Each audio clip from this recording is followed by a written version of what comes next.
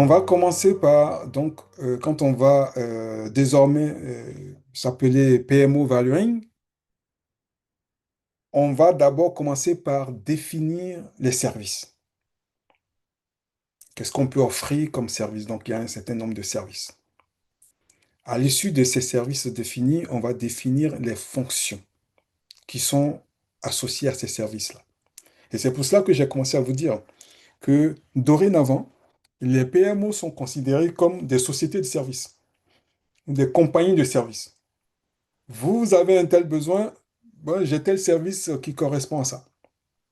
Vous avez tel besoin, j'ai tel service qui correspond à ça. Et donc, je peux avoir autant de services que de besoins.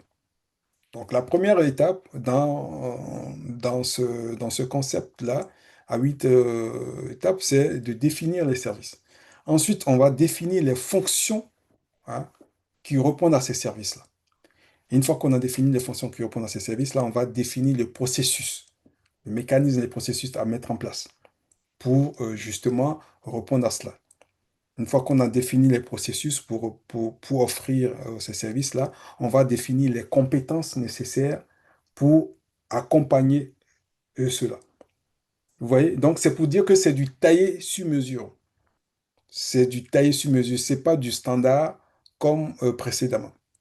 On va définir les compétences nécessaires spécifiquement pour répondre à ces services exprimés ou définis. Maintenant, une fois qu'on a défini les compétences, on va aller définir les indicateurs, nos KPI, pour pouvoir monitorer vraiment les choses. Une fois qu'on a défini ces indicateurs, on va aller voir quel est le niveau de maturité de l'entreprise pour supporter cela, pour prendre en compte ces recommandations, toutes ces choses-là qu'on est en train de mettre en place.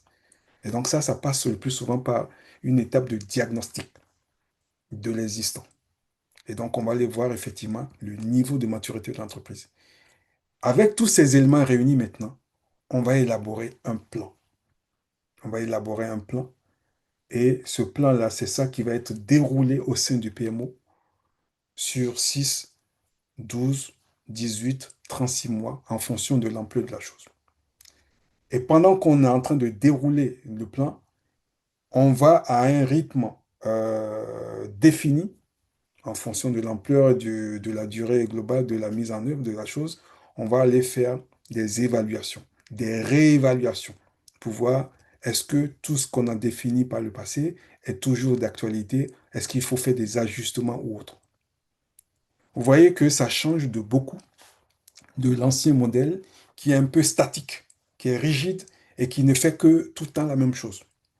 Là, c'est du taillé sur mesure. Et c'est ça, si vous pouvez partir avec quelque chose, aujourd'hui, c'est le PMO Valuing, le PMO centré sur la valeur. La valeur, c'est quoi? C'est en réalité ce que vous allez sentir, oui, vos ressentis. On vous a offert quelque chose, est-ce que vous avez été satisfait de cela? Et donc, en général, vous exprimez un besoin. Ce besoin, le PMO va estimer que, il y a tel service qu'il a, qui va pouvoir répondre à ce besoin. Il vous met ce service-là, et il va définir ce service. Il va mettre en place tout un mécanisme en place pour garantir ce service et il va vous délivrer le service. Ce service-là, on va dire que, bon, OK, c'est le output. Il vous a délivré quelque chose, un service. Après, il va falloir mesurer vraiment l'impact de ce service-là sur vous. De quoi vous souffriez avant la livraison de ce service. Et ce service-là, depuis qu'on vous l'a livré, qu'est-ce qui a véritablement changé chez vous? Et là, on va dire que vous avez le service du PMO à apporter des bénéfices et à créer de la valeur. C'est de ça qu'il s'agit quand on parle de valuing, le PMO centré sur la valeur.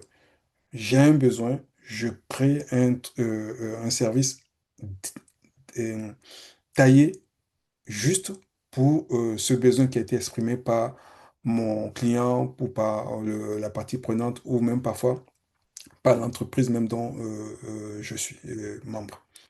Donc voilà les 8 étapes pour créer de la valeur. Donc vous voyez,